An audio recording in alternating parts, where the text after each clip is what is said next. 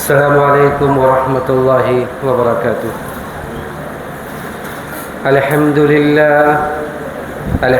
للہ نحمده ونستعینه ونستغفره ونعوذ باللہ من شرور انفسنا ومن سیئات اعمالنا من يهده الله فلا مضل له ومن يضلله فلا هادي له وأشهد أن لا إله إلا الله وحده لا شريك له وأشهد أن محمدًا عبده ورسوله يا أيها الذين آمنوا اتقوا الله حق تقاته ولا تموتن إلا وأنتم مسلمون يا أيها الناس اتقوا ربكم الذي خلقكم من نفس واحدة وخلق منها زوجها وبث منهما رجالا كثيرا ونساء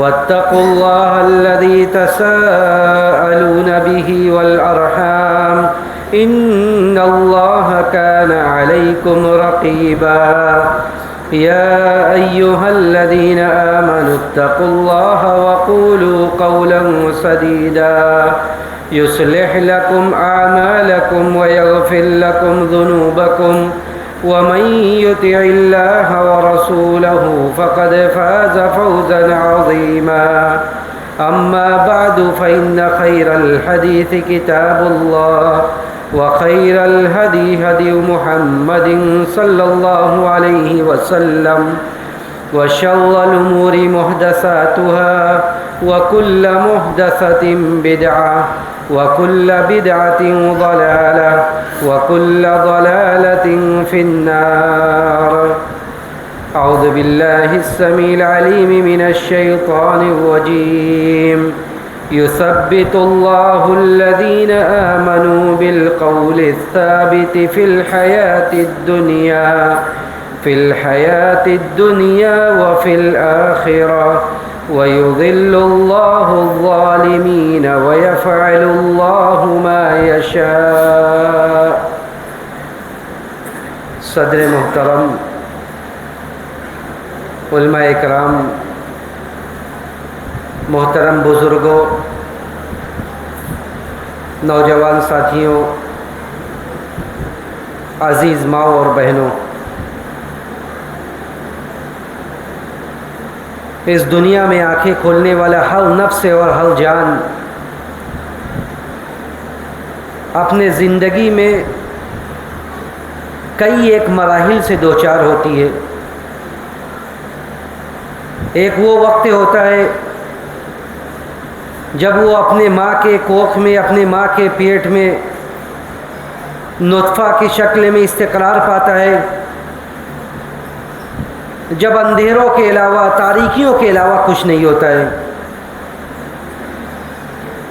اس کے بعد اس کے نفس کا دوسرا دور شروع ہوتا ہے۔ وہ اس دنیا میں آنکھیں کھولتا ہے،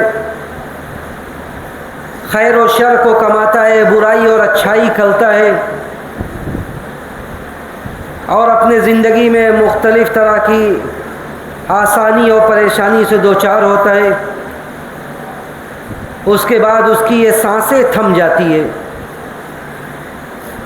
اس کے بعد اس کا تیسرا دور شروع ہوتا ہے جسے ہم قبر کی زندگی یا برزخ کی زندگی سے تعبیر کرتے ہیں، جہاں وہ اپنے کیے ہوئے کاموں کے مطابق جو کام اس نے دنیا میں کیا ہے، جس طرح کی ایکٹیویٹی اس کی دنیا میں تھی، اسی حساب سے وہ قبر کی زندگی میں آشائش یا پریشانیوں سے دوچار ہوتا ہے۔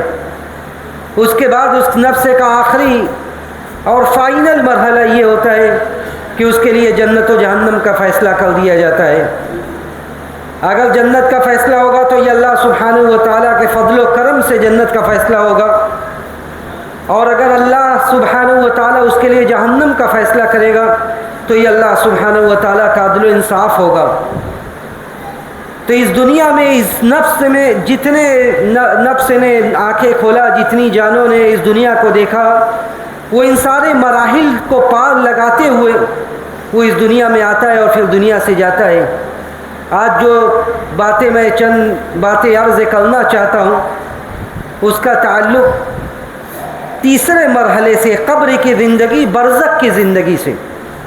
اور یہ بات واضح ہو کہ جب قبر کی زندگی بولا جاتا ہے، جب یہ کہا جاتا ہے کہ قبر کی زندگی، تو ایسا نہیں ہے کہ جو آدمی قبر میں دفن نہیں کیا گیا ہے اس کے لیے قبر کی زندگی نہیں ہوتی ہے، بلکہ جس کی بھی آنکھیں بند ہوتی ہے، جس کی بھی سانسیں تھمتی ہیں، ان سارے لوگوں کے قبر کی زندگی شروع ہو جاتی ہے، چاہے اسے آگ کے حوالے کر دیا جائے، چاہے اسے پانی میں پھینک دیا جائے، چاہے اس کے ساتھ کسی بھی طرح کا معاملہ ہو، لیکن جیسے ہی اس کی آنکھیں بند ہوتی ہے، اس کی سانسیں تھمتی ہے، اس کے یہ قبر کی زندگی اور یہ برزخ کا مرحلہ شروع ہو جاتا ہے۔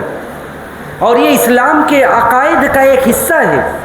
ہم ایک مسلمان ہونے کی حیثیت سے اس بات کا عقیدہ اور ایمان رکھتے ہیں کہ اس دنیا میں جو بھی آیا ہے جب اس کی آنکھیں بند ہوگی تو اسے قبر کی آسانی یا پریشانی سے دوچار ہونا ہے۔ اور یہ بھی یاد رکھیں کہ اس دنیا میں جتنے بھی لوگ آئے ہیں جب وہ جائیں گے تو انہیں کسی نہ کسی طرح سے یا کسی نہ کسی وقت قبر کی پریشانیوں سے دوچار ہونا ہے۔ ایسا کوئی نہیں ہے جسے قبر کی پریشانیوں سے دوچار نہ ہونا پڑے۔ پیارے رسول صلی اللہ علیہ وسلم نے ارشاد فرمایا تھا کہ ان للقبر ضغطة لو نجا منها احد لنجا منه سعد بن معاذ، کہ یہ قبر کا ایک مرتبہ دبوچنا یہ سب کے لیے ہے، اگر کوئی آدمی اس سے بچ پاتا تو وہ سعد ابن معاذ ہوتے۔ آپ کو پتہ ہے کہ سعد ابن معاذ کون تھے؟ سعد ابن معاذ وہ جلیل القدر صحابی تھے جن کے انتقال پر، جن کے وفات پر اللہ رب العزت والجلال کا عرش حرکت میں آ گیا تھا۔ تحرکت له عرش الرحمن وشہید له 70,000 من الملائکہ، جن کے وفات پر اللہ کا عرش رحمان حرکت میں آ گیا اور ان کے وفات پر 70,000 فرشتوں نے ان کے جنازے میں شرکت کی تھی، اس کے باوجود قبر نے انہیں دبوچا۔ پیارے رسول نے صحابہ سے کہا کہ اگر کسی کو قبر کے دبوچنے سے اور قبر کے عذاب سے نجات ملتی، چھٹکارا ملتا، تو وہ سعد ابن معاذ ہوتے، لیکن انہیں بھی قبر نے ایک مرتبہ دبوچا، اس کے بعد انہیں راحت ملی۔ تو یہ قبر کا عذاب یہ برحق ہے، کوئی اس سے نہیں بچ سکتا ہے۔ جس کی بھی آنکھیں بند ہوگی اس کے ساتھ قبر میں یہ معاملہ ضرور بضرور ہوگا، کمی اور بیشی ہو سکتی ہے لیکن یہ معاملہ ضرور بضرور ہوگا۔ اور اسی لیے نبی علیہ الصلوۃ والسلام نے صحابہ اکرام کے سامنے جب قبر دیکھتے تھے، قبر کا تذکرہ ہوتا تھا۔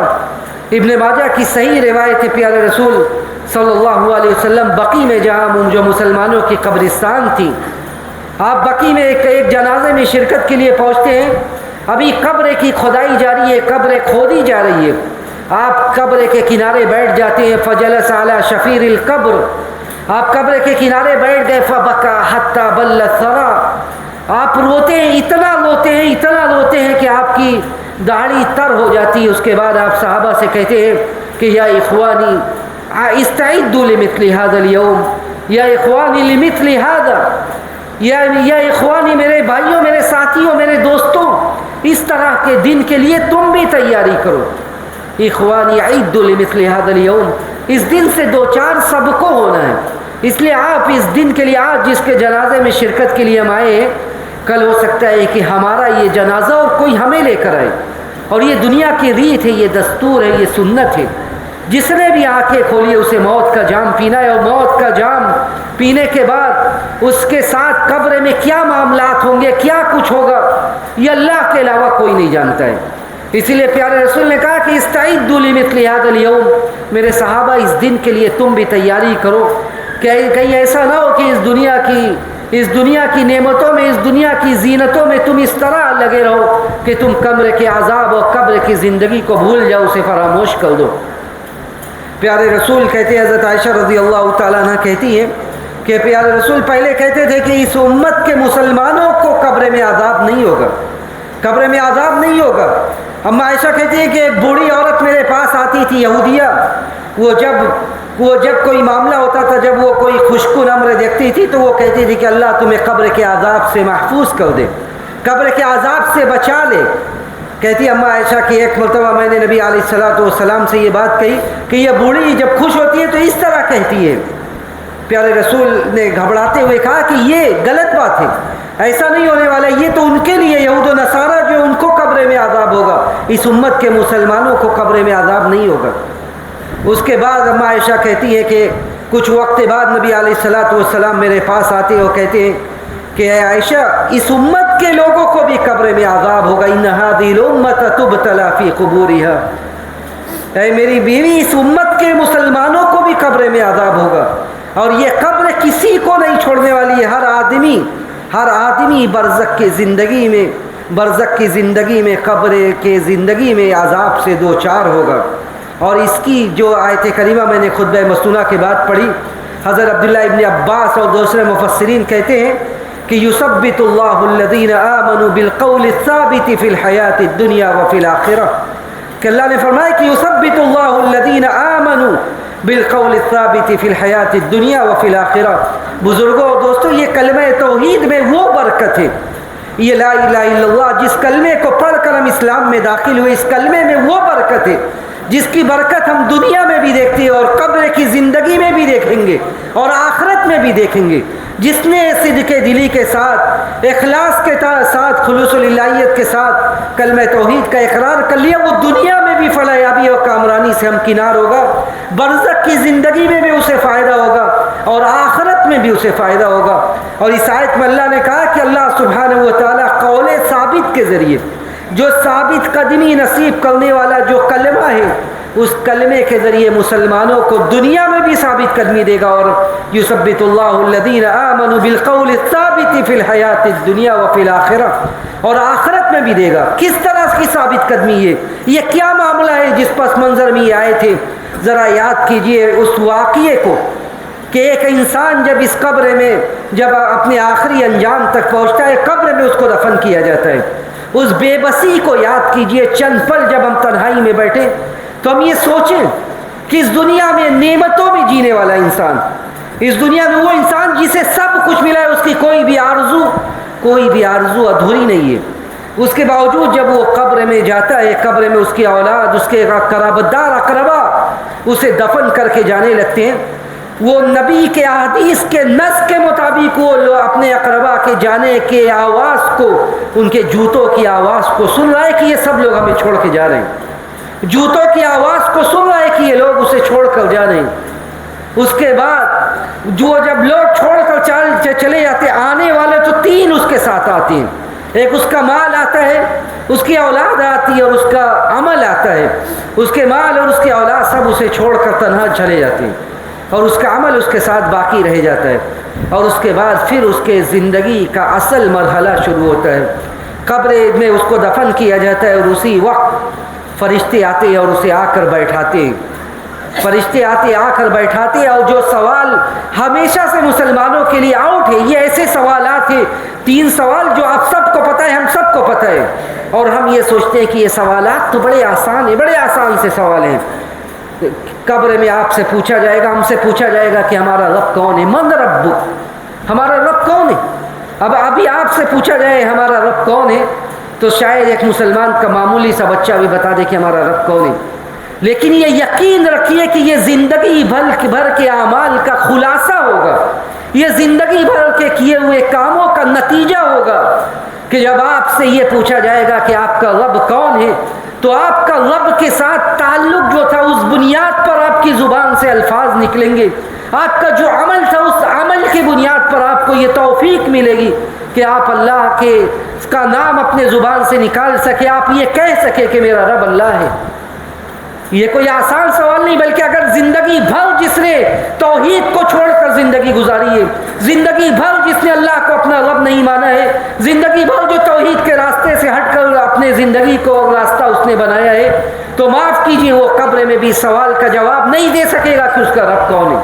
اس کا رب کون ہے، وہ اس سوال کا جواب نہیں دے سکے گا کہ اس کا رب کون ہے.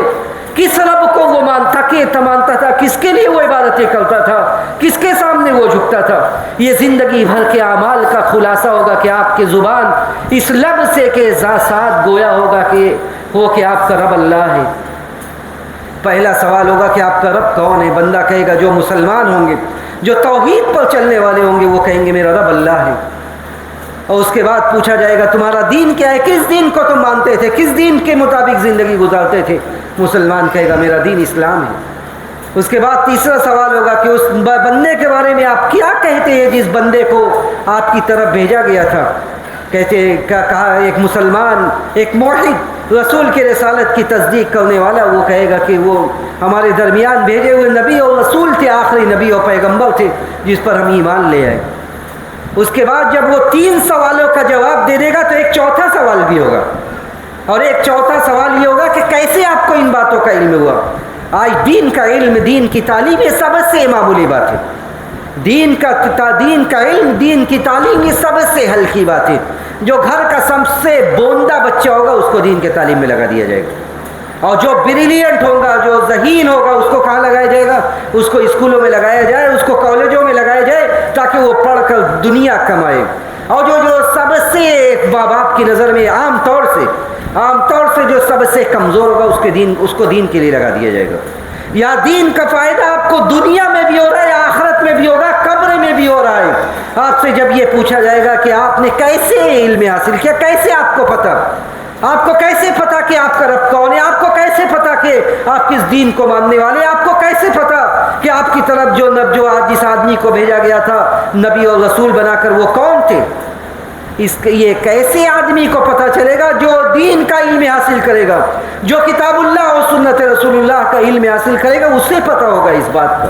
وہ کہے گا کہ قرأت کتاب اللہ وآمنت بہ وصدقت بما فیہ، کہ میں نے اللہ کی کتاب پڑھا، اس پر ایمان لے آیا، جو کچھ اس میں تھا میں نے اس کی تصدیق کی، تب مجھے پتہ چلا کہ دین کیا ہے، ایمان کیا ہے، رسول کیا ہے، نبی کون ہے۔ یہ ساری باتیں ہمیں تب پتہ چلی۔ اس لیے دین کے علم سے اپنے آپ کو جوڑیے، اپنے نسلوں کو دین سے جوڑیے، اور دین سے اسی وقت آپ جڑیں گے جب آپ کی نسل دین کا علم حاصل کرے گی۔ جب زندگی بھر ہم دین سے دور رہیں گے، زندگی بھر ہم دین کے تعلیم کے لیے وقت نکالنے کے لیے تیار نہیں ہے، تو قبر میں ہائے افسوس کے علاوہ کچھ نہیں ہوگا۔ اس لیے کہ جو کفار ہوں گے، جو منافقین ہوں گے، جو مجرمین ہوں گے، جب ان سے پوچھا جائے گا کہ تمہارا رب کون ہے، تو وہ کہے گا لا ادری، لا ادری، ہائے افسوس مجھے نہیں پتا۔ تمہارا دین کیا ہے؟ لا ادری، مجھے نہیں پتا، افسوس مجھے نہیں پتا کہ میرا دین کیا تھا، افسوس مجھے نہیں پتا کہ میرے رسول کون تھے، افسوس مجھے نہیں پتا، میں نے دین کا علم نہیں حاصل کیا۔ تو ان لوگوں کے کیٹیگری میں، ان لوگوں کے زمرے میں نہ آئیے جو ان لوگوں کے پاس دین کا علم حاصل کرنے کے لیے وقت نہیں ہے۔ ان لوگوں کے زمرے میں نہ آئیے جن لوگوں کے پاس دین کے لیے وقت نہیں ہے، جس کا نتیجہ یہ ہوگا کہ اس دن ہائے کے علاوہ کچھ بات نہیں ہوگی۔ اس لیے قبر کی تیاری، قبر کے سوالات کی تیاری ہر مسلمان ابھی سے کرے، اور ابھی سے کرنا۔ یہ سوال آپ کے سامنے ہے، لیکن اس سوال کے جواب کے لیے آپ کے سامنے پوری زندگی ہے، 60 سالہ 70 سالہ کم و بیش زندگی آپ کے سامنے ہے، اور یہ پورے زندگی کا مدار کلمہ توحید پر ہے۔ آپ جیسے جئیں گے ویسے ہی آپ کو توفیق ملے گی، ویسے ہی توفیق ملے گی آپ کو۔ اور جب آپ کلمہ توحید کے مطابق زندگی گزاریں گے تو وہ اسی حساب سے آپ کو قبر میں ثابت قدمی ملے گی۔ اللہ اسی حساب سے آپ کو ثابت قدمی نصیب فرمائے گا۔ آپ جمے رہیں گے فرشتوں کے سوالات کے سامنے، اور جب آپ سوال کا جواب دے دیں گے اس کے بعد عیش و عشرت کی زندگی شروع ہو جائے گی۔ اللہ سبحانہ و تعالیٰ کی طرف سے حکم ہوگا کہ افرشوہ من الجنہ، جنت کا بچھونا بچھا دو اس کے لیے، وَافْتَحُوا لَهُ بَابًا مِّنَ الْجَنَّةِ، جنت کا دروازہ کھول دو اس کے لیے۔ اور جب جنت کا دروازہ کھلے گا تو جنت کی ہوائیں ہوں گی، جب جنت کا دروازہ کھلے گا تو جنت کی نعمتیں ہوں گی، اور لوگوں کو، مومنین کو، موحدین کو یہ دکھلایا جائے گا کہ تمہارا ٹھکانہ وہ بھی ہو سکتا تھا، تمہارا ٹھکانہ وہ جہنم بھی ہو سکتا تھا جس کے ایندھن انسان اور پتھر ہیں، جس میں لوگ جل رہے ہیں، تم بھی اس کے ٹھکانے، تمہارا ٹھکانہ وہ بھی بن سکتا تھا، تم بھی اس کے ایندھن بن سکتے تھے۔ اگر تم نے اللہ کو اپنا رب نہ مانا ہوتا، اسلام کو اپنا دین نہ مانا ہوتا، تو تم بھی اس کے شکار ہو سکتے تھے۔ اس کے بعد بندے سے کہا جائے گا نم کنومت العروس، دلہن کی طرح آرام سے سو جاؤ اس قبر میں، آرام سے دلہن کی طرح اس قبر میں سو جاؤ۔ تو یہ قبر کی زندگی، اسی لیے نبی علیہ الصلوۃ والسلام کہتے تھے کہ استعدوا لمثل هذا اليوم، کہ مسلمانوں اس دن کے لیے تیاری کرو، اس لیے کہ کسی کو اس سے مفر نہیں ہے، اسی کو اس سے مفر نہیں ہے۔ موت ایک ایسا جام ہے کہ ہر بندے کو پینا ہے، اور کب پینا یہ کسی کو نہیں پتا، کب پینا ہے کسی کو نہیں پتا۔ اس دھوکے میں نہ رہے کہ جس کی عمر 60 سال ہوئی ہے تو ہماری بھی 60 سال ہوگی۔ اگر کسی کو 70 سالہ 80 سالہ زندگی ملی ہے تو سارے لوگوں کو اتنی ملے گی، اس لیے کہ بہت سارے ایسے لوگ ہیں جو 60 سالہ 70 سالہ زندگی ان کو نہیں ملی، ان کو اتنی زندگیاں نصیب نہیں ہوئی۔ اس لیے کہ آج جس طرح اچانک کی موتیں ہمیں اپنے آغوش میں لے رہی ہے، وہ ہم سب دیکھ رہے ہیں کیسے انسان بیماری کا شکار ہو رہا ہے، یا اگر بیماریوں کا شکار نہیں بھی ہو رہا ہے اس کے بعد کیسے آنن فانن میں اس کی زندگیاں، اس کی سانسیں تھم جا رہی ہے، زندگی میں ایسے اتھل پھتل ہے کہ جو قابل بیان نہیں ہے۔ اس لیے اس زندگی کے لیے ہم سب تیاری کریں، اور اس زندگی کے لیے تیاری کرنے کا مطلب یہ کہ ہم ان سارے کاموں سے اپنے آپ کو بچائیں جو کام قبر میں عذاب کا باعث بن سکتے ہیں، جو کام قبر میں عذاب کا باعث بن سکتے ہیں۔ اور یہ ہمارا عقیدہ اور ایمان ہے، چاہے ہم جتنے بھی نیک ہیں، یہ ہمارے عقیدے کا جز حصہ ہے کہ ہمیں قبر میں عذاب سے دوچار ہونا ہے، بھلے ہی کم یا تھوڑا، کم یا زیادہ، یہ الگ بات ہے۔ یہ اور جہاں پہ یہ بات بیان کی جاتی ہے کہ قبر میں عذاب ہوتا ہے تو اس کا مطلب یہ نہیں کہ قبر میں ہمیشہ عذاب ہی ہوتا رہتا ہے۔ یہ بعض لوگوں کو یہ شک و شبہ ہے کہ قبر شروع ہوئی تو عذاب ہی عذاب ہوگا، ایسا نہیں ہے، بلکہ قبر میں عذاب کے بعد پھر نعمتیں بھی مل سکتی ہیں۔ آدمی اگر مسلمان ہے، موحد ہے، تو اسے عذاب کے بعد پھر عذاب سے چھٹکارا بھی ملتا ہے، اسے عذاب کے بعد پھر چھٹکارا بھی ملتا ہے۔ اسی لیے ایک بڑے عالم دین جن کے عقیدے کی بڑی مشہور کتاب ہے، انہوں نے عقیدہ طحاویہ میں جب عقیدے کو بیان کیا تو یہ بھی کہا کہ وَنُؤْمِنُ بِعَذَابِ الْقَبْرِ لِمَنْ كَانَ لَهُ أَهْلًا وَسُؤَالِ مُنْكَرٍ وَنَكِيرٍ فِي قَبْرِهِ عَنْ رَبِّهِ وَنَبِيِّهِ وَدِينِهِ عَلَى مَا جَاءَتْ بِهِ الْأَخْبَارُ الصَّحِيحَةُ عن رسول اللہ صلی اللہ علیہ وسلم، کہ ہم اس بات پر ایمان رکھتے ہیں، ہم اس بات پر ایمان رکھتے ہیں وَنُؤْمِنُ بِعَذَابِ الْقَبْرِ لِمَنْ كَانَ لَهُ أَهْلًا، کہ عذاب قبر پر ہمارا عقیدہ اور ایمان ہے ہر اس آدمی کے لیے جو اس کے لائق ہے۔ سب کو عذاب قبر ایسا نہیں کہ ہمیشہ ہوگا، جو اس کے لائق ہے، جو ایسا مجرم ہے اسے عذاب قبر ہوگا، اور زبردست قسم سے ہوگا، اس لیے کہ اللہ کے عذاب میں عدل ہے۔ اور اس کے بعد کہتے ہیں کہ وَسُؤَالِ مُنْكَرٍ وَنَكِيرٍ، منکر نکیر نامی جو فرشتہ ہے وہ سوال کرنے آئے گا، اس پر بھی ہمارا عقیدہ اور ایمان ہے۔ اور یہ عذاب کی جہاں بات آتی ہے تو عذاب صرف قیامت کے دن جہنم میں نہیں ہوگا، بلکہ اس سے پہلے بھی ہے۔ النار یعرضون علیہا غدوا وعشیا، کہ قیامت سے پہلے ہی آل فرعون جو ہے، جو فرعون کے ماننے والے تھے، اس کے بھکتے تھے، سارے لوگ جو برزخی زندگی میں فرعونی، جتنے فرعونی ہیں فرعون کے ماننے والے، ان کو روز صبح و شام جہاں آگ پر پیش کیا جا رہا ہے۔ یہ آگ کہاں ہے؟ ابھی قیامت نہیں قائم ہوئی، ابھی جہنم کا فیصلہ نہیں ہوا ہے، اس کے باوجود انہیں روز آگ پر پیش کیا جا رہا ہے۔ کہتے علماء کہ یہ اس بات کی دلیل ہے کہ قبر میں اور برزخ کی زندگی میں عذاب ہو رہا ہے، یہ اس بات کی دلیل ہے کہ برزخی زندگی میں عذاب ہو رہا ہے۔ النار یعرضون علیہا غدوا وعشیا ویوم تقوم الساعة ادخلوا آل فرعون اشد العذاب، اور جب قیامت قائم ہوگی تب کہا جائے گا کہ ان آل فرعون کو، ان فرعونیوں کو دردناک عذاب کے حوالے کر دو۔ تو یہ قیامت میں جہنم کا عذاب الگ ہوگا، یہ اس سے پہلے کا عذاب ہے۔ تو ہم جلدی سے چند ایسے اعمال کو دیکھتے ہیں جو اعمال قبر میں عذاب کا سبب ہیں۔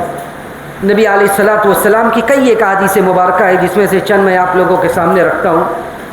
اللہ کے رسول صلی اللہ علیہ وسلم قبرستان سے گزر رہے ہیں، قبرستان سے آپ گزرتے ہیں، دو قبر کے پاس سے آپ گزرتے ہیں۔ آج صحابہ سے کہتے ہیں کہ ان دونوں قبر والوں کو عذاب ہو رہا ہے۔ مر بقبرین، آپ دو قبر کے پاس سے گزرتے ہیں اور آپ صحابہ سے کہتے ہیں کہ وہما یعذبان وما یعذبان فی کبیر، ان دونوں قبر والوں کو عذاب ہو رہا ہے۔ یہ اللہ کے رسول کو کیسے علم ہوا کہ ان دونوں قبر والوں کو عذاب ہو رہا ہے؟ قبر کا عذاب کوئی انسان نہیں سن سکتا۔ قبر کا یہ عذاب اگر انسان سنے، نبی علیہ الصلوۃ والسلام نے کہا کہ اگر مجھے اس بات کا خوف نہ ہوتا کہ تم مارے ڈر کے اپنے مردوں کو دفن کرنا چھوڑ دو گے تو میں اللہ سے دعا کرتا کہ اللہ تمہیں قبر کا عذاب سنا دے، لیکن مجھے اس بات کا خوف ہے کہ کہیں ایسا نہ ہو کہ جب تم قبر کا عذاب سن لو تو تم اپنے مردوں کو دفن کرنا بند کر دو۔ تو نبی علیہ الصلوۃ والسلام کو بذریعہ جبریل، بذریعہ فرشتے اس بات کا علم دیا گیا، بتلایا گیا کہ ابھی یہ دونوں قبر والوں کو عذاب ہو رہا ہے۔ اور آپ نے ساتھ ساتھ یہ بھی کہا کہ وما یعذبان فی کبیر، کوئی بہت بڑا مسئلہ نہیں ہے، یعنی بڑا مسئلہ اس معاملے میں نہیں کہ گناہ بڑی نہیں ہے، بلکہ بڑا مسئلہ اس معاملے میں کہ اس سے بچنا بہت بڑا مسئلہ نہیں تھا، بچا جا سکتا تھا، لیکن اس کے باوجود نہیں بچتے تھے۔ کہا کہ اما احدہما فکان لا یستنزہ من البول واما الآخر فکان یمشی بالنمیمہ، یہ دونوں آدمی جو عذاب ہو رہا ہے، ایک اس میں سے کیا کرتا تھا؟ ایک اس میں سے پیشاب کے چھینٹوں سے نہیں بچتا تھا۔ کیا نہیں کرتا تھا؟ پیشاب کے چھینٹوں سے وہ نہیں بچتا تھا۔ یہ طہارت، یہ اسلام کا بڑے ابتدائی اور بیسک درسوں میں سے ایک مسلمان پاک و صاف رہے، نظیف رہے، صاف ستھرا رہے، زیب و زینت کو حتی الامکان اختیار کرے، یہ اس کا اسلامی حق ہے۔ نبی علیہ الصلوۃ والسلام نے کہا کہ یہ آدمی جو جسے عذاب ہو رہا ہے یہ قبر میں، یہ آدمی جب بیت الخلاء میں قضاء حاجت کے لیے جاتا تھا تو یہ پیشاب کے چھینٹوں سے نہیں بچتا تھا، اور یہ واجب طہارت کو اس نے ترک کیا جس کی وجہ سے عذاب کیا ہو رہا ہے، اسے قبر میں عذاب دیا جا رہا ہے۔ اور وَأَمَّا الْآخَرُ فَكَانَ يَمْشِي بِالنَّمِيمَةِ، اور جو دوسرا بندہ ہے یہ کیا کرتا تھا؟ یہ چگلی کرتا تھا۔ یہ چگلی کیا ہوتی ہے؟ آپ ان کی بات، میں نے اپنی بات آپ کو بتائی اور دوسرے ایک بندے نے بھی آپ کو اپنی بات بتائی، آپ نے دونوں کی باتوں کو لڑا دیا۔ ایسا نہیں کہ آپ نے جھوٹ بولا، آپ نے سچ کہا۔ آپ کو دو بندوں نے بات سنایا اور آپ نے دونوں کی باتیں ادھر کی ادھر کر کے لڑوا دیا۔ یہ بڑا بہترین مشغلہ ہے بعض لوگوں کے لیے، بعض لوگوں کا یہ بڑا بہترین مشغلہ ہے، سب سے مل کر باتیں سننا اور پھر سارے لوگوں کو آپس میں لڑوانا، آپس میں لڑوانا، ان کی بات ان کی، چاہے وہ گھر کے پیمانے پر ہو، آئینی زندگی میں ہو، یا اس کے بعد ملی اور جماعتی سطح پر ہو۔ ہر جگہ اس طرح کے لوگ موجود ہیں، ہر جگہ اس طرح کے لوگ موجود ہیں جن کا کام اور مشغلہ ہی یہی ہے کہ ان کی بات ان سے اور ان کی بات ان سے، اور دونوں کو لڑوانا، تاکہ ہمیشہ سماج میں فساد اور خرافات پھیلی رہے اور اسی میں وہ لذت حاصل کرتے رہے۔ یہاں پہ سمجھنے والی بات یہ ہے کہ یہ عذاب اس لیے نہیں ہو رہا ہے کہ وہ جھوٹ بول رہا ہے۔ علامہ ابن القیم رحمہ اللہ نے اس حدیث کے شرح میں کہا کہ ایک آدمی، ایک کمبخت کو عذاب اس لیے ہو رہا ہے کیونکہ اس نے تو واجب طہارت کو ترک کیا تھا، وہ طہارت واجب تھی کہ وہ اس سے پیشاب کے چھینٹوں سے بچے، اور دوسرا کمبخت وہ تھا جو اس عداوت اور دشمنی کا سبب بنا، جو دشمنی کئی نسلوں تک چلی، جو دشمنی کئی نسلوں تک چلی، اس کا سبب یہ بنا کہ اس نے دونوں کی باتوں کو لڑوا دیا، دونوں کو آپس میں، اس کی بات کو ادھر اور اس کی بات کو ادھر۔ کہا کہ اس میں اس بات کی تنبیہ ہے ان لوگوں کے لیے جو جھوٹ بول کر لڑواتے ہیں، فَهُوَ أَشَدُّ جُرْمًا عِندَ اللَّهِ، جو جھوٹ بول کر لڑواتے ہیں وہ اس سے بڑے مجرم اللہ کے نزدیک۔ یہ جھوٹ بول کر نہیں لڑوا رہے تب اس کو قبر میں عذاب ہو رہا ہے، اور جو جھوٹ بول کر لڑواتے ہیں وہ اللہ کے نزدیک اس سے بڑے مجرم ہیں، اور اس کا جرم اللہ کے یہاں اس سے کہیں بڑا ہے۔ اور یہ جو لوگ یہ کام کرتے ہیں وہ ہوش میں آ جائیں، اس لیے کہ یہ کام ایسا ہے کہ قبر سے ہی آپ کو اس کا پھل بھگتنا پڑے گا۔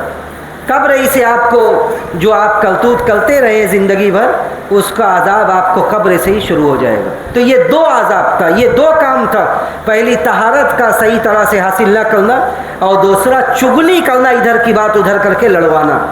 اس کے بعد آگے پڑھتے ہیں، نبی علیہ الصلوۃ والسلام کی عادت مبارکہ تھی، صحیح بخاری کی روایت ہے، نبی علیہ الصلوۃ والسلام کی عادت مبارکہ تھی کہ آپ فجر کے بعد صحابہ اکرام سے پوچھتے تھے کہ کسی نے کوئی خواب دیکھا ہے؟ کسی نے کوئی خواب دیکھا ہے تو بتاؤ خواب جس نے دیکھا ہے۔ ایک مرتبہ آپ نے صحابہ اکرام سے پوچھا کہ آپ نے خواب دیکھا ہے؟ صحابہ نے بیان نہیں کیا۔ آپ نے کہا کہ میں نے خواب دیکھا ہے، میں بتاتا ہوں کہ میں نے کیا خواب میں دیکھا ہے۔ آپ نے کہا کہ آج میں نے خواب یہ دیکھا کہ دو آدمی آئے، دو لے جانے والے آئے اور مجھے لے کر گئے، بہت دور دراز لے کر گئے، اور اس دور دراز لے جانے کے اس سفر میں نے بڑے عجیب و غریب مناظر دیکھے، میں نے بڑے عجیب و غریب مناظر دیکھے۔ یہ حدیث بڑی سنجیدگی سے آپ لوگ سنیں اور اس کے بعد تنہائی میں جا کر سوچیں کہ آج اس حدیث کے پس منظر میں ہماری زندگی کیسی گزر رہی ہے۔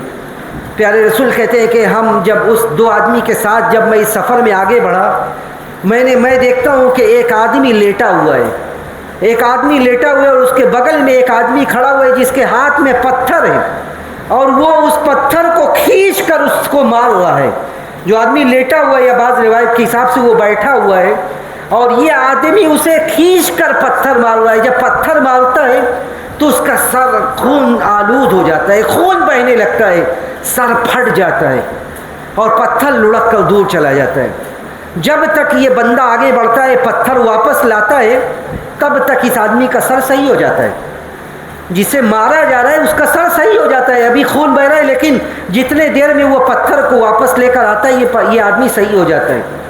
اللہ کے رسول صلی اللہ علیہ وسلم ڈر جاتے, تعجب میں پڑ جاتے, کہتے سبحان اللہ من ہؤلائی من ہذان. تعجب کرتے ہوئے آپ کہتے ہیں کہ کون ہیں یہ دونوں کون ہیں؟ آپ کے ساتھ جو دونوں بندے ہوتے ہیں, جو فرشتے ہوتے ہیں, وہ کہتے ہیں انطلق, ابھی آگے بڑھیے, ابھی اور بھی بہت کچھ ہے. اس کے بعد آپ آگے بڑھتے ہیں, پھر آگے بڑھ کر اس سے بھی غریب منظر آپ دیکھتے ہیں.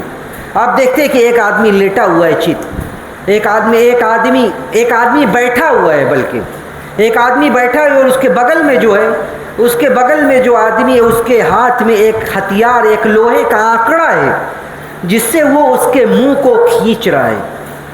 اس کے منہ کو کھینچ کر گدی تک لے جا رہا ہے. پہلے دائیں طرف سے کھینچتا ہے, کھینچ کر گدی تک لے جاتا ہے. اس کے بعد بائیں طرف سے کھینچتا ہے اور کھینچ کر گدی تک لے جاتا ہے. جب دائیں طرف سے کھینچ کر پھر بائیں طرف آتا ہے, ادھر کا صحیح ہو جاتا ہے. پھر ادھر سے کھینچتا ہے, اتنے دیر میں ادھر کا صحیح ہو جاتا ہے. اور یہی اعمال, یہی سلسلہ برابر چل رہا ہے. پھر پیارے رسول تعجب کرتے ہو کہتے ہیں سبحان اللہ من ہذان, کون ہے یہ دونوں؟ کہتے ہیں فرشتے انطلق, ابھی آگے بڑھیے, ابھی اور بھی بہت کچھ ہے. اس کے بعد آگے بڑھتے اللہ کے رسول صلی اللہ علیہ وسلم. اس کے بعد آپ کیا دیکھتے ہیں؟ اس کے بعد آپ دیکھتے ہیں کہ ایک جگہ سے بڑی آوازیں آ رہی ہے, طرح طرح کی آواز, آہو بکا کی, چیخنے کی, چلانے کی, سب چیخ رہے ہیں.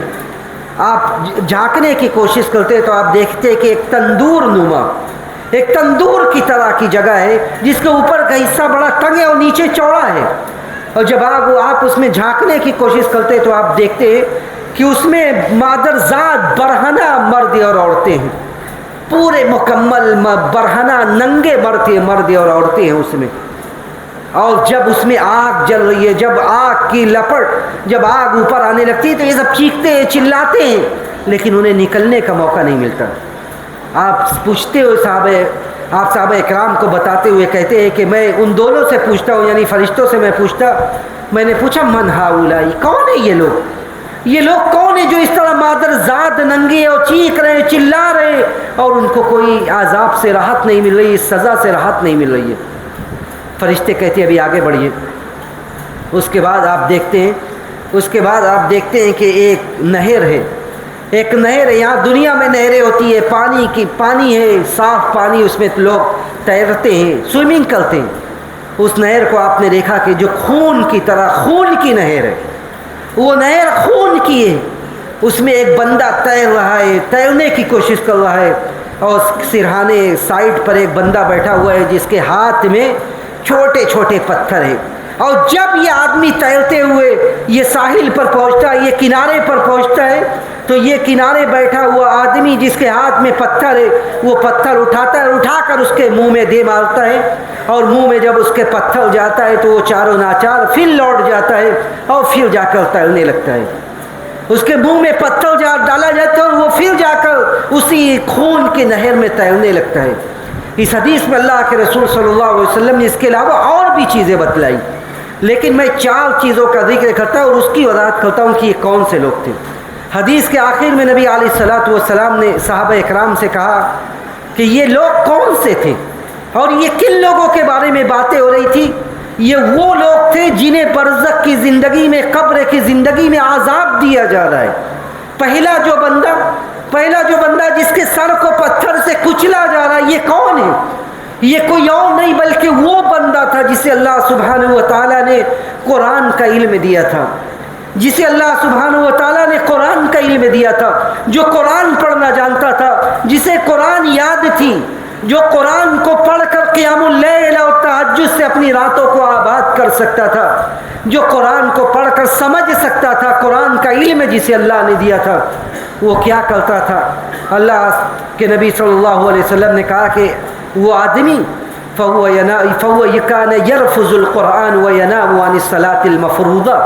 یہ رونگٹے کھڑا کر دینے والا جملہ ہے، یہ رونگٹے کھڑا کر دینے والا جملہ ہے کہ نبی علیہ الصلوۃ والسلام نے کہا کہ یہ بندہ یہ فرض نمازوں سے سویا رہتا تھا، یہ بندہ اسے اللہ نے قرآن کا علم دیا تھا، یہ قرآن بھی نہیں پڑھتا تھا اور اس کے بعد فرض نمازوں سے سویا رہتا تھا.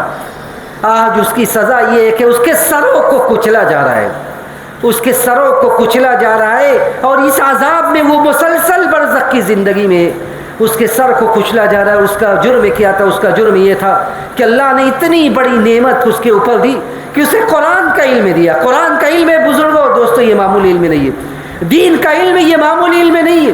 اللہ نے اس کو امتیاز دیا کہ سارے لوگوں کے بیچ سے اسے منتخب کیا، کہ اسے اس لائق بنایا کہ وہ لوگوں کی امامت بر کرے، اسے اس لائق بنایا کہ وہ لوگوں کو دین کی تعلیم دے، اسے اس لائق بنایا کہ وہ صحیح نطق کے ساتھ، صحیح ادائیگی کے ساتھ قرآن پڑھے. اور اس عمل کا شکر اس نے اس طرح ادا کیا کہ وہ نمازوں سے سویا ہوا ہے. اس عمل کا شکر وہ اس نے اس طرح ادا کیا کہ وہ قرآن کو پڑھ نہیں رہا ہے. تو اللہ نے اس کو عذاب اس طرح دیا کہ اس کے سروں کو کچلا جا رہا ہے، اس کے سروں کو کچلا جا رہا ہے. اس کے بعد دوسرا بندہ جس کے زبان کو، جس کے چہرے کو آنکڑوں سے کھینچا جا رہا ہے، یہ کوئی اور نہیں بلکہ ہمارے ہی اور آپ کے سماج کے وہ لوگ ہیں جن کو آج جھوٹ بولنے میں بڑا مزہ آتا ہے. آج جھوٹ بولنے میں بڑا مزہ آتا ہے. آج آپ کا کسی سے اختلاف ہو جائے، یہ موبائل بہت بڑی زحمت بن چکی ہے، یہ موبائل یہ بہت بڑا فتنہ بن چکا ہے. ہمارا اختلاف کسی سے تو ہم صرف اس سے اختلاف اپنے اندر نہیں رکھیں گے بلکہ ہم سوچتے ہیں کہ ہم اس کی عزت اتار دیں، اسے رسوا کر دیں. اور اس کے لیے بڑا آسان حربہ یہ موبائل ہے. ہم صبح سویرے اٹھتے ہیں، ایک میسج لکھتے ہیں، ایک آڈیو بناتے ہیں اور اس کے خلاف لکھتے ہیں اور وہ پل بھر میں دنیا جہاں میں وہ میسج پھیل جاتا ہے. پیارے رسول نے کہا کہ یہ بندہ وہ ہے یکذب الکذب فتبلغ الآفاق، یہ بندہ وہ ہے جو جھوٹ گڑتا ہے، جو جھوٹ گڑتا ہے، جھوٹ کی ٹکسال بنائے ہوئے، جھوٹ کی فیکٹری لگائے ہوئے جھوٹ گڑتا ہے، جھوٹ بناتا ہے اور اس کے بعد پھر دنیا جہاں میں وہ جھوٹ پھیل جاتا ہے. تو دنیا میں تو جھوٹ پھیلانا بڑا آسان ہے. دنیا میں آپ نے ایک میسج کیا، وہ میسج دنیا جہاں میں پھیل گیا، لیکن آخرت میں اس انجام کیا ہوگا؟ کہا کہ یہ میسج، یہ جھوٹ تو دنیا جہاں میں پھیل رہا ہے، لیکن آج قیامت کے دن بلکہ برزخی زندگی میں اس کے اسی زبان کو کھینچا جا رہا ہے. اندازہ کیجئے کہ زبان کو جب کھینچ کر پیچھے گدی تک لے جایا جائے تو کیا علم کا، درد کا، تکلیف کا کیا انجام ہوگا، کیا حالت ہوگی. اور یہ مسلسل یہ چل رہا ہے، یہ مسلسل یہ عذاب چل رہا ہے اس کے ساتھ. اس کے بعد تیسرا بندہ، تیسرا گروہ جو بادرزاد ننگے ہیں، جو تندور میں ہے، جس میں آگ جل رہی ہے اور یہ اس میں بڑھنا، یہ کوئی اور نہیں بلکہ وہ نوجوان ہیں، بلکہ وہ لوگ ہیں جو اپنی عزت و عفت کی حفاظت نہیں کرتے. وہ لوگ تھے جو اپنی عزت و عفت کی حفاظت نہیں کرتے، اپنی شرمگاہ کی حفاظت نہیں کرتے، جو بدکاری کرتے تھے، جو زناکار تھے. آج ان کی زناکاری کی سزا یہ دی جا رہی ہے کہ دنیا میں پل بھر کی لطفے کے لیے، پل بھر کی لذت کے لیے آپ نے اللہ کے حدود کو رون ڈالا، اللہ کے حدود کو رون ڈالا آپ نے. اس کی سزا یہ دی جا رہی ہے کہ آج اس تندور میں آپ کو ڈال دیا گیا ہے، آگ جل رہی ہے، آپ چیخ رہے ہیں، چلا رہے ہیں، لیکن اس سے آپ نکل نہیں سکتے، اس سے آپ نکل نہیں سکتے. اس کے بعد وہ بندہ جو خون کے نہر میں تیر رہا ہے، خون کے نہر میں وہ تیر رہا ہے اور اس کے منہ میں پتھر ٹھوسا جا رہا ہے، پتھر ڈالا جا رہا ہے، یہ کوئی اور نہیں بلکہ پیارے رسول نے کہا کہ یہ وہ بندہ ہے، یہ وہ بندہ ہے جو سود کھاتا ہے، یہ وہ بندہ ہے جو سودی کاروبار کرتا ہے، یہ وہ بندہ ہے جو اپنے رزق حلال کی تلاش میں اپنا وقت صرف نہیں کرتا، یہ وہ بندہ ہے جو رزق حلال حاصل نہیں کرتا بلکہ سود حاصل کرتا ہے، سود کھاتا ہے. تو آج قیامت کے دن اسے اس ایسی نہر میں تیرنے کی سزا دی جا رہی ہے کہ اسی نہر میں رہو جو خون کی ندی ہے، جو خون کی ندی ہے، اسی میں تیرو. اور اس کے منہ میں فرشتوں سے کہا جائے گا کہ اس کے منہ میں پتھر ٹھوس ڈالو، پتھر ڈالتے رہو. جس پیٹ کو اس نے آگ سے بھرا، جس پیٹ کو اس نے سود سے بھرا، آج برزخ کی زندگی میں پتھروں سے بھر دو اس کے پیٹ کو اور اس کو نکلنے کا موقع نہ دو. اسی طرح ان لوگوں کو بھی برزخ کی زندگی میں عذاب ہوگا جو لوگ غیبت کرتے ہیں. پیارے رسول نے ایک حدیث میں یہ بھی کہا، اور یہ پانچویں لوگ ہیں کہ وہ لوگ، ان کو تانبوں کا ناخن دیا جائے گا. اور یخمشون بہا وجوہہم، اپنے چہروں کو، اپنے رخساروں کو وہ نوچیں گے، کیونکہ یہ وہ لوگ ہوں گے الذین یأکلون لحوم الناس ویقعون فی اعراضہم، کیونکہ یہ وہ لوگ ہوں گے جو لوگ لوگوں کی عزت اچھالتے ہیں، لوگوں کی عزت اچھالتے۔ تو آج تانبوں کا ناخن دے دیا جائے گا کہ لوگوں کا گوشت کھانے میں تم کو بڑا مزہ آتا تھا، یہ مسلمانوں کی عزت اچھالنا ہے، یہ گویا کہ مسلمانوں کا گوشت کھانا ہے، تو تمہیں گوشت کھانے میں بڑا مزہ آتا تھا، آج اپنا ہی گوشت کھاؤ تم، آج اپنے ہی چہروں کو تم رخساروں کو نوچو اور اس کے بعد اسی عذاب میں تم رہو۔ یہ 5 لوگوں کو میں نے بیان کیا۔ چھٹا اور آخری وہ بندہ جو خیانت کرتا ہے، جسے قوم کی امانت سونپی گئی، قوم کی، ملت کی، جماعت کی ذمہ داری سونپی گئی، یہ بڑی آسان سی ذمہ داری لوگ سمجھتے اور اس میں خیانت کرتے ہیں۔ اس میں خیانت کرنا یہ بھی برزخی زندگی میں عذاب کا باعث ہے۔ پیارے رسول نے خیبر کے موقع پر غالباً آپ جب واپس آنے لگے ایک آدمی کو فوت ہو گیا، وہ بندہ، صحابہ اکرام نے بڑے اچھے الفاظ کہا کہ مبارک ہو، ہنی اللہ، اس کے لیے مبارک ہو، اس کے لیے جنت ہے۔ پیارے رسول نے صحابہ سے کہا کہ مبارکباد دینے کی ضرورت نہیں ہے، مبارکباد دینے کی ضرورت نہیں، اس کے لیے کچھ جنت نہیں ہے۔ صحابہ اکرام نے تعجب کیا کہ کیوں نہیں جنت ہے اس کے لیے؟ آپ نے کہا کہ مال غنیمت کی جو چادر اس نے چرائی تھی، مال غنیمت کی جو چادر اس نے چرائی تھی، اسی چادر کے ذریعے اسے برزخی زندگی میں عذاب دیا جا رہا ہے، بھڑکایا جا رہا ہے اس کے آنکھ کو۔ یہ مال غنیمت کی چادر تھی، اس چادر کے ذریعے عذاب بھڑکایا جا رہا ہے۔ آج قوم و ملت کی کے سرمایے پر کس طرح لوگ پنجہ جمائے ہوئے بیٹھے ہوئے ہیں۔ قوم و ملت کا سرمایہ پر اتنا حق ہے جتنا اپنے گھر کے والوں پر ان کا حق نہیں ہے، اور یہ قوم کا سرمایہ ہے، یہ ملت کا سرمایہ ہے۔ اور جو آدمی قوم کے سرمایے میں خیانت کرتا ہے، یا جو آدمی اس طرح کے حقوق میں خیانت کرتا ہے، اس کا انجام بھی بڑا بھیانک ہونے والا ہے، اور وہ بھی برزخی زندگی کے عذاب کا شکار ہو سکتا ہے۔ اس لیے جو باتیں بتائی گئی، یہ ساری باتیں صرف سننے والی نہیں بلکہ تنہائی میں بیٹھ کر سوچنے والی ہے کہ اس میں کتنے اعمال ایسے ہیں جن اعمال میں ہم خود گرفتار ہیں، کتنی نمازیں ایسی ہیں جو نمازیں فوت ہو رہی ہے، کتنے ایسے دن ہیں جو دن بغیر قرآن کی تلاوت کے چھوٹے جا رہے ہیں، اور زندگی بڑی تیزی سے، بڑی برق رفتاری سے آگے بڑھ رہی ہے، اور ہم سب زندگی کو چھوڑنے والے ہیں۔ اس لیے ضرورت اس بات کی ہے کہ ہم ہوش کے ناخن لیں، سمجھداری سے کام لیں، اپنا محاسبہ کریں، دین کی طرف آئیں۔ اللہ سبحانہ و تعالیٰ سے ہم یہی دعا کرتے ہیں کہ بار الہ تو ہمارے حالات کی اصلاح کر دیں۔ ہم نے جو عذاب کو سنا، جن اسباب کو سنا، بار الہ تو ان سارے عذاب سے، ان سارے اسباب سے تو ہماری حفاظت فرما، ہمارے دلوں میں اپنا خوف، اپنی خشیت پیدا کر دے، اور جب اس دنیا سے جانے کا وقت آئے تو آخری کلمہ توحید بنا دے۔ ربنا تقبل منا انک انت السمیع العلیم وتب علینا انک انت التواب الرحیم، وآخر دعوانا ان الحمد للہ رب العالمین، والسلام علیکم ورحمۃ اللہ وبرکاتہ۔